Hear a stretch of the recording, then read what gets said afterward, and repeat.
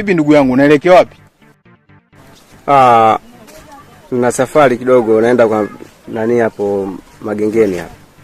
Magengeni kufuata nini? Maana naona unaruka mzee. Bwana, kiukweli napeleka zawadi kwa mpenzi wangu. Zawadi? Zawadi gani? Na huku umetolea wapi hiyo zawadi? Au unampelekea mahindi? Sio mahindi. Hebu nione hiyo zawadi mwanangu. Hiyo zawadi yenyewe ukiona unaweza ukashangaa. Hebu tuione, haina shida tu.